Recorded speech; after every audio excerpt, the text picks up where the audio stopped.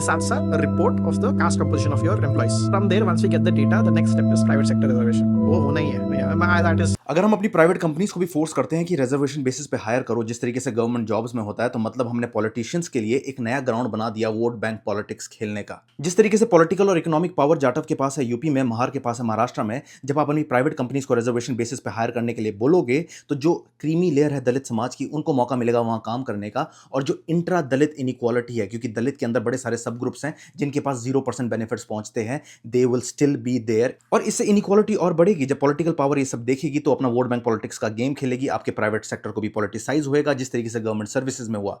Correct me if I am wrong, बहुत साल पहले मैंने कहीं पढ़ा था 30 लोगों की सिलेक्शन होनी थी, जहां पे 29 लोग यूपी में सिर्फ यादव समाज से लिए गए। डिसप्रपोर्शनेट शेयर ऑफ बेनिफिट्स का फ्लो होगा।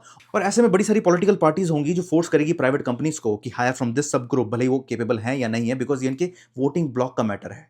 पहली बात, ऐसे में प्राइवेट कंपनीज कोई काम नहीं करती है। या तो वो सोल्यूशन निकालेगी इसको सरकमवेंट करने का, या तो अल्टीमेट सोल्यूशन उनके पास होगा टू लीव इंडिया। और हमें समझना पड़ेगा, ईज ऑफ डूइंग बिजनेस आज भी डिफिकल्ट है इंडिया में। कहा जाता है कि India grows at night when government स्लीप्स। और आपका जो प्राइवेट सेक्टर है जो बहुत बढ़िया काम कर रहा है, उस प्राइवेट सेक्टर में आपने गवर्नमेंट को इन्वॉल्व कर दिया, जबकि गवर्नमेंट इन्वॉल्व कहीं और होनी चाहिए।